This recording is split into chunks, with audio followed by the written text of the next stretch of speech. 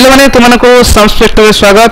पिले आज पढ़ा क्लास 8 रो ओडिया जहाँकि प्रथम विषय अच्छी वृक्ष महात्मा पढ़ा। तो वृक्ष महात्मा पिले पढ़ा वृक्ष महात्मा जो ओडिया साहित्यिक अच्छी यह डीएवी ओएवी एवं समस्त ओडिया मीडियम ये जरूरी जो मैंने वीडियो देखुच तो आरंभ शेष पर्यटन देख मुझे क्वेश्चन आंसर करा जी।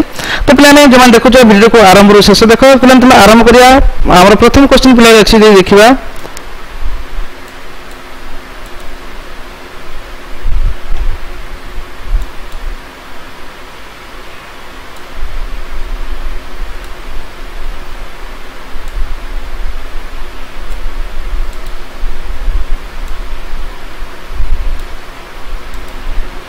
प्रथम क्वेश्चन अच्छी देखिए पे प्रथम क्वेश्चन देखिए ओडिया भागवत रचयिता किए। तो पे ओडिया भागवत रचयिता किए पे कही। तो पे ओडिया भागवत रचयिता किए हम जाने ना जगन्नाथ दास ओडिया रचयिता। नेक्स्ट क्वेश्चन कवि जगन्नाथ दास क्यों शताब्दी जन्मग्रहण करते कह तो पंचम शताब्दी शेषार्ध जन्मग्रहण करते। नेक्स्ट क्वेश्चन अच्छी ओडिया भागवत क्यों स्कंद वृक्ष महात्मा कविता आसी कहवा यह दशम स्कंद ओडिया भागवत दशम स्कंद गोपाल अंतर्गत त्रयोविंश अध्याय वृक्ष महात्मा कविता अणाई पे कहवा। नेक्स्ट क्वेश्चन पे अच्छी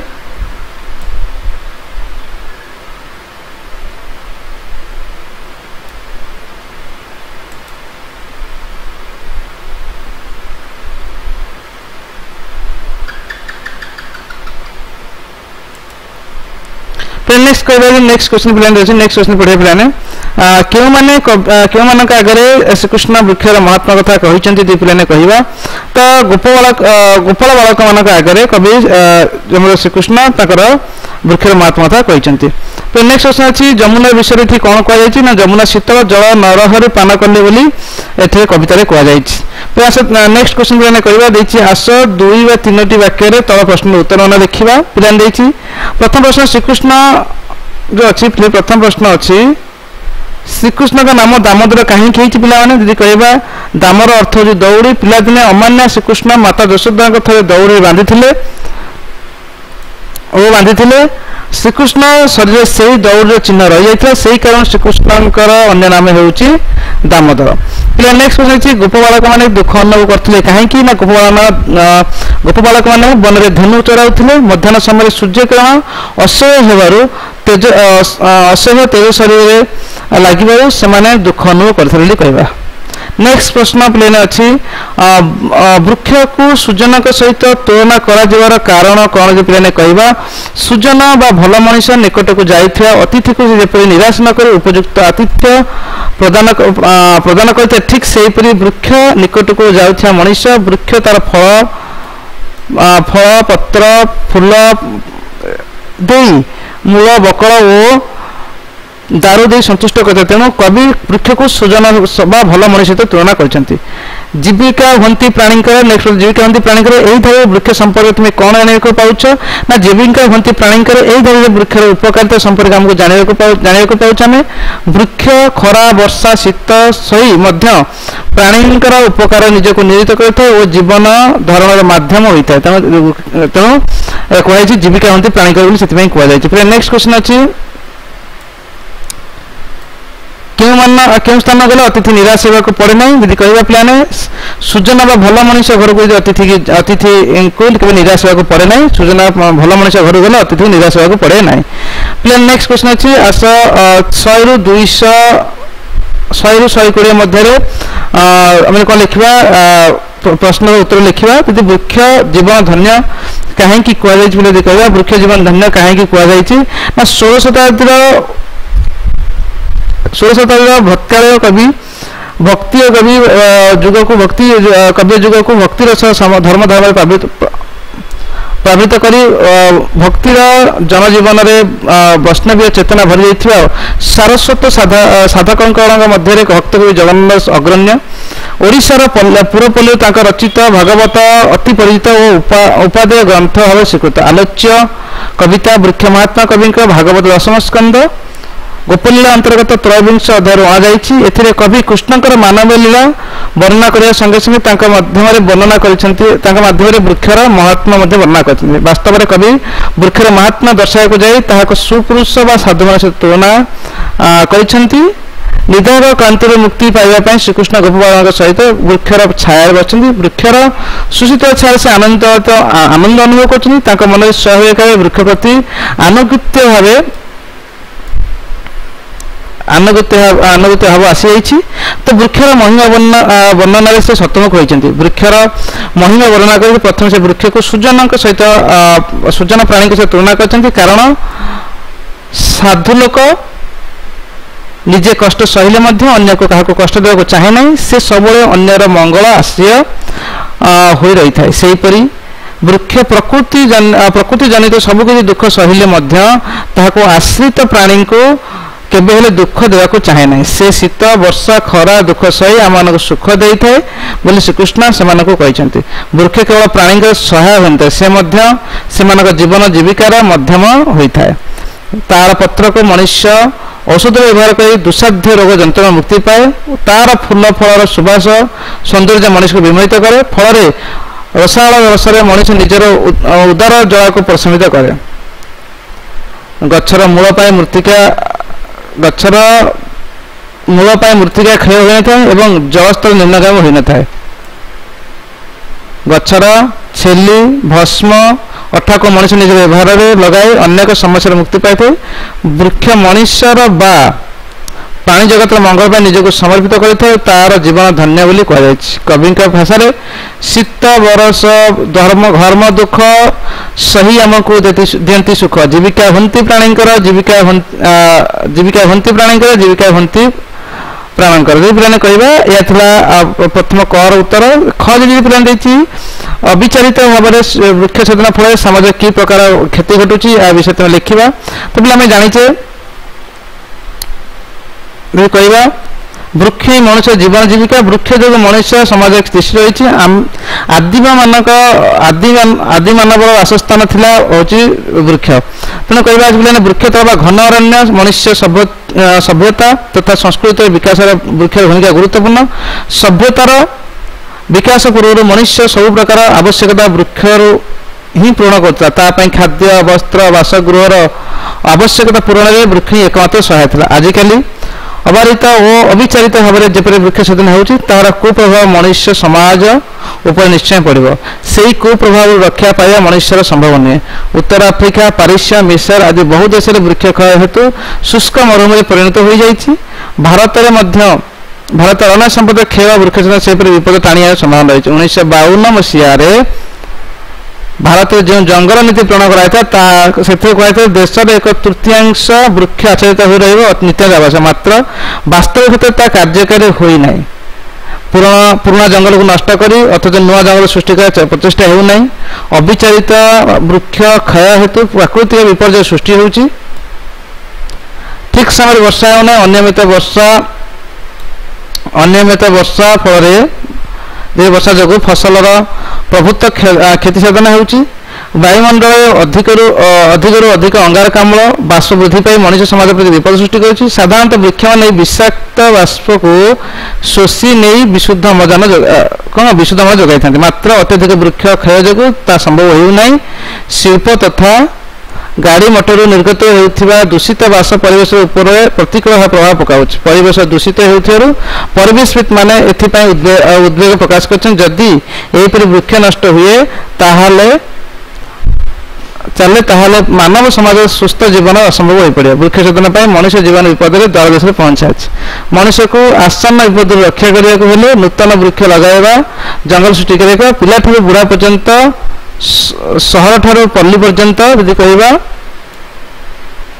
समस्त यदि वृक्षारोपण कर जत्न दिखती परवर्त समय आमको आउ पश्चाताप करने को पड़ो ना तो वृक्ष माने नेक्स्ट प्रश्न अच्छी वृक्ष माने कह नेक्स्ट प्रश्न अच्छी वृक्ष माने पर उपकार किपरि करती वृक्ष माने पर उपकार किपरि करती उत्कल भक्ति जुगर काव्य साहित्य जो आध्यात्मिक चेतना मात्र सारस साधक मानक अन्य सृष्टि संभार वृद्धिमंत होती भक्त कवि अति बड़ी जगन्नाथ दास का नाम अग्रगण्य उत्कल गणचेतना को नीतिनिष्ठ मानवप्रेमी और आध्यात्मिक चेतना श्रेय करने निमंते भक्ति प्रेम और समर्पण काव्य ओडिया भागवत लेखन निश्चित होती ଶ୍ରୀକୃଷ୍ଣ ଗୋପାଳ ବାଳକ ମାନ ଗହଣରେ ଧନୁ ଚୋରାଇବାକୁ ଯାଇଛନ୍ତି। କ୍ରମଶଃ ଦିନର ବୟବୃଦ୍ଧି ସଙ୍ଗେ ସୂର୍ଯ୍ୟକିରଣ ତାପ ପ୍ରବଳତର ହୋଇଛି। ସୂର୍ଯ୍ୟତାପ ସହି ନ ପାରି ସେମାନେ ବୃକ୍ଷ ମୂଳରେ ବିଶ୍ରାମ ନେଇଛନ୍ତି। ବୃକ୍ଷର ସୁଶୀତଳ ଛାୟା ସେମାନଙ୍କୁ ଆମୋଦିତ ଓ ଆନନ୍ଦିତ କରିଛି। ତେଣୁ ଲୀଳା ସୁନ୍ଦର ଶ୍ରୀକୃଷ୍ଣ ବୃକ୍ଷ ପ୍ରତି ତାଙ୍କର ଆନୁଗତ୍ୟ ଜଣାଇଛନ୍ତି। ତାର ଉପକାର ବର୍ଣ୍ଣନାରେ ଶତମୁଖ ହୋଇ ଉଠିଛନ୍ତି। ଗୋପାଳ ବାଳକ ମାନେ ଆଗରେ ସେ ବୃକ୍ଷର ମହାତ୍ମା ବଖାଣିଛନ୍ତି। ବୃକ୍ଷ ତାର ସୁଶୀତଳ ଛାୟା ପ୍ରଦାନ କରି କ୍ରାନ୍ତି ମଣିଷ ପ୍ରାଣୀଙ୍କର ଉପକାର କରିଥାଏ। ନିଜେ ଖରା ସହି ପତ୍ରକୁ ଏଭଳି ସଜାଇ ରଖେ ଯେ ଛାୟା ତଳେ ବସିଥିବା କ୍ଳାନ୍ତ ମଣିଷ ସବୁକିଛି କ୍ଳାନ୍ତ ଦୂର ଯାଏ। କେବଳ ଖରା ନୁହେଁ, ସେ ମଧ୍ୟ ବର୍ଷା ଶୀତ ସହ୍ୟ କରି ପର ଉପକାର କରିଥାଏ। ବୃକ୍ଷର ପ୍ରତ୍ୟେକ ଅଂଶ ମଣିଷ କାହିଁକି ସମଗ୍ର ପ୍ରାଣୀ ଜଗତ ବଞ୍ଚିବା ସହାୟକ ହୋଇଥାଏ। ପତ୍ର ଛାଇ ଦେବା ସହିତ ଔଷଧ ଭାବେ ମଧ୍ୟ ବ୍ୟବହୃତ ହୋଇଥାଏ। ଅନେକ ସମୟ ତାର ଔଷଧୀୟ ଗୁଣ ପ୍ରାଣୀଙ୍କୁ ରୋଗମୁକ୍ତ କରେ। ତୃଣଭୋଜୀ ପ୍ରାଣୀମାନେ ବୃକ୍ଷର ପତ୍ର ଖାଇ ସେମାନେ ଉଦର ପୂରଣ କରିଥାନ୍ତି। ସେହିପରି ଫୁଲ ଗଛର ଶୋଭାବର୍ଦ୍ଧନ କରିବା ସହିତ ପ୍ରାକୃତିକ ମନୋରଞ୍ଜନ କରିବାରେ ସହାୟକ ମଧ୍ୟ ହୋଇଥାଏ। କେତେକ ଫୁଲର ମଧ୍ୟ ଔଷଧୀୟ ଗୁଣ ଅଛି। ସେହି ଫୁଲ ଦିନେ ଫଳରେ ରୂପାନ୍ତରିତ ହୁଏ। ସେହି ଫୁଲରେ ରୂପାନ୍ତରିତ ସେହି ଫଳକୁ ପ୍ରାଣୀମାନେ ସେମାନଙ୍କ ଖାଦ୍ୟରେ ବ୍ୟବହାର କରନ୍ତି। ଫଳରେ ମୂଳରେ ଥିବା ଚେର ମୃତ୍ତିକାକୁ ରକ୍ଷା କରାଯାଇଥାଏ। ତେଣୁ ବୃକ୍ଷ ଚେର ପାଇଁ ହିଁ ମୃତ୍ତିକାର ଜଳ ଧାରଣା କରିବା ଶକ୍ତି ବଢ଼ିଥାଏ। ଗଛରେ ବକଳ ବା ଛେଲିକୁ କେତେକ ଔଷଧ ରୂପେ କେହି କୌପୁନୀ ରୂପେ ବ୍ୟବହାର ମଧ୍ୟ କରନ୍ତି। ତାର କାଠ ଘରକରଣା ଜିନିଷ ତିଆରି ପାଇଁ ବ୍ୟବହାର କରାଯାଇଥାଏ। ଏତଦ୍ ବ୍ୟତୀତ ତାର କ୍ଷାର ଅଙ୍ଗାର ଭସ୍ମ ଅଠା ଆଦି ମଣିଷ ପାଇଁ ମଧ୍ୟ ଉପଯୋଗ ହୋଇଥାଏ। ସବୁ ପ୍ରକାର ସେବା କରୁଥିବାରୁ ବୃକ୍ଷର ପ୍ରତ୍ୟେକ ଅଂଶ କାମରେ ଲାଗୁଥିବାରୁ ଶ୍ରୀକୃଷ୍ଣ ତାହାକୁ ପରୋପକାରୀ ଭାବରେ ସମ୍ବୋଧନ କରିଛନ୍ତି। ବାସ୍ତବିକ ପଞ୍ଚଶଖ ଯୁଗର ଭକ୍ତକବି ଭକ୍ତିଭାବ ସୃଷ୍ଟି କରିବା ସହିତ କୃଷ୍ଣଙ୍କର ବକ୍ତବ୍ୟ ମାଧ୍ୟମରେ ଗଛର ଉପକାରିତା ଯେପରି ବୁଝାନ୍ତି ତାହା ସର୍ବକାଳୀନ ଚିନ୍ତାଧାରା କଲେ ଅତ୍ୟୁକ୍ତି ହେବ ନାହିଁ ବୋଲି ଏଠାରେ କୁହାଯାଇଛି। ପିଲାମାନେ ଆସ ନେକ୍ସଟ ଅଛି ଆସ କବିତାର ପଦ ପୂରଣ କରିବା। ତ ପିଲାମାନେ ଖର ଅଙ୍ଗାର ଭସ୍ମ ଅଠା ତାପରେ ପିଲାମାନେ କହ ଯେ ନେକ୍ସଟ ପ୍ରଶ୍ନ ଏଇଆ ଅଛି ଯେ ତାର ଆମେ କ'ଣ କରିବା ନା ତାର ଯେଉଁ ଫିଲ୍ଅପ୍ କରିବା ଦେଇଛି ପିଲା କହିବା। ତ କ'ଣ ହବ ନା କ୍ଷର ଅଙ୍ଗାର ଭସ୍ମ ଅଠା କ୍ଷର ଅଙ୍ଗାର ଭସ୍ମ ଅଠା ତାପରେ ପିଲା କ'ଣ ହବ ଗୃହକୁ ସାଜି ବାଡ଼ କଣା। ପିଲାମାନେ ନେକ୍ସଟ ଅଛି ପିଲାମାନେ ଧନ ଜୀବନ ଏହାଙ୍କର ଜୀବିକା ହନ୍ତି ପ୍ରାଣୀଙ୍କର ଜୀବିକା ହନ୍ତି ପ୍ରାଣୀ ଗ ଅଛି ପତ୍ର କୁସୁମ ଫଳ ଛାଇ ମୂଳ ବକିଳ ଦାରୁ ଦେଇ। ପିଲାମାନେ ଏହାକୁ ପୂରଣ ଆମେ ଏମିତି କରିପାରିବା।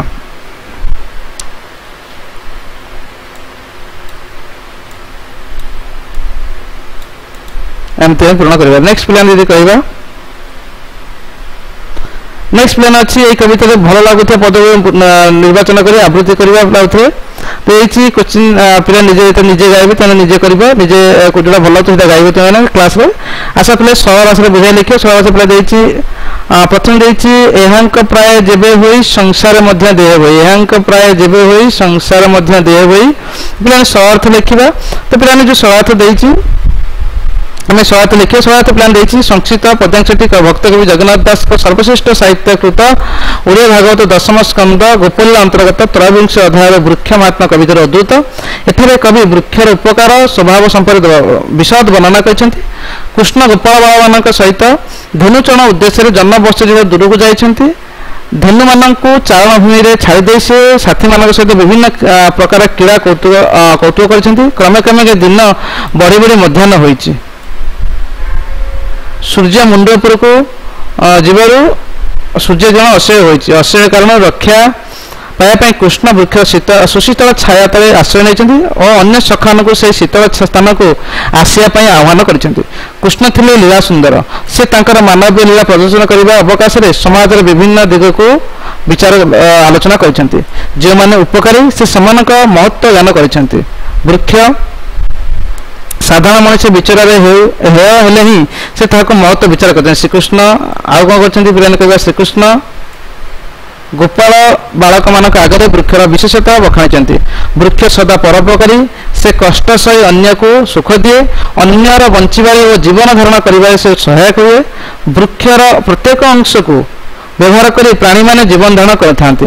वृक्षर पत्र फूल फल मूल बकल सबकि मनीष उपदेय।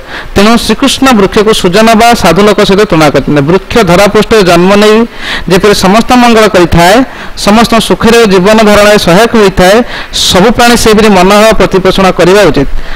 विश्वस्रष्टा केवल अन्यर उपकार पाई मनुष्य बा श्रेष्ठ प्राणी को धरापृष्ठ में जन्म देइछन्ति। तेणु संसार जन्म नहीं देह धारण कर वृक्ष सदृश मंगलकारी होगा से उपदेश देइछन्ति। द्वितीय प्रश्न पे अच्छी मन वचन धन्य करी जे हुए पर उपकारी दिन हरती दुख सुखे से धन्य यह परलोके। पे कहवा से धन्य यह परलोके। पे कहवा यह मन वचन परलोक। उक्त प्रदेश भक्त कवि जगन्नाथ दास सर्वश्रेष्ठ साहित्यकृत ओडिया भागवत दशम स्कंद गोपलीला अंतर्गत त्रयोविंश अध्यायर वृक्ष महात्मा कविता उद्धृत होती। एठारे कवि श्रीकृष्ण अध्याय वृक्षर महिमा गान करने सहित महत जनक गुणावली आलोचना करछन्ति। श्रीकृष्ण निजर साथी गोपाल मान को नहीं धेनु चराइवाई जाइछन्ति। क्रमशः मध्याह्न समय उपस्थित सूर्य किरण असह्य हो जाइछि। कृष्ण साथी मान सहित ग्रीष्म दाउरु रक्षा पाइबा वृक्ष तल को जाइछन्ति। वृक्ष सुशीतल छाया बसी आनंदित होउछन्ति। सही अवसर में श्रीकृष्ण निजर सखा मान को संबोधन कर वृक्षर विशेषता वर्णना करते। वृक्षर प्रत्येक अंश प्राणी जगत बंचार कारण होती उल्लेख कर।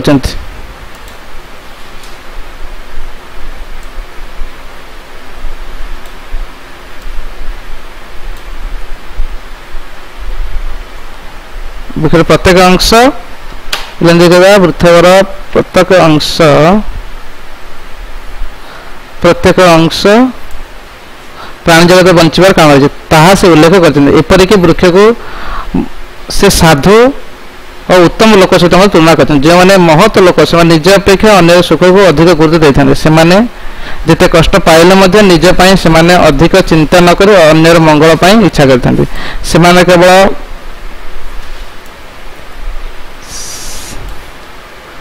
मन जो अन्य उपकार करने इच्छा करता सेपरी नुहे सेपरी नुहे से मधुर वचन भी अन्य दुख देवाई चेष्टा करते। कारण सहानुभूति पूर्ण कथा केवल महत लोक पाखे मिलता है। पुनश्च से शक्ति अनुसार दुखी लोक धन दे मुहर हस फुटाइबा चेष्टा करते। अर्थात मन वचन और मन बल धन बल साधु लोक जगत मंगल करने इच्छा करते।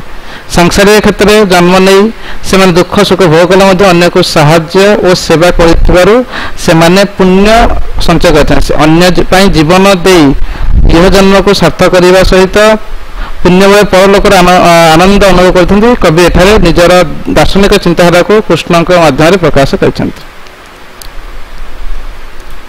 प्लान देछि प्रश्न देछि प्रश्न सर्ट क्वेश्चन देछि तल लिखिबा माध्यम जो मैंने श्रीकृष्ण सखा नाम ता बाछि लेख। पे कहबा एथा किए अछि ना भीम सखा का नाम नुहे। तो पे के भीम प्रासु ब्रजहस्त मान सखा का नाम नुहे। आ सब सुबल यदि कहबा अर्जुन तांके संग थिले अंशु देवप्रस्थ सांग थे।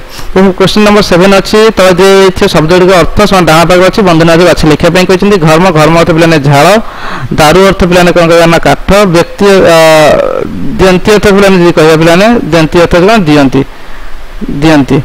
नेक्स्ट क्वेश्चन यदि कह पे पढ़ा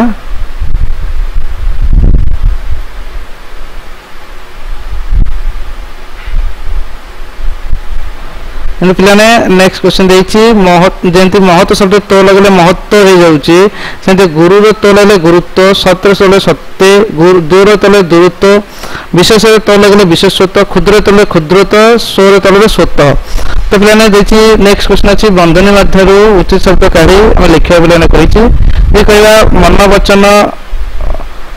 वचन डैश करी जे हुए डैश उपकार। तो मैंने पे कह मन वचन धन्य करी पे कह मन वचन धन्य करी जे हुए पर उपकारी जे हुए पर उपकारी। शीत बरसा डैश दुख शीत बरसा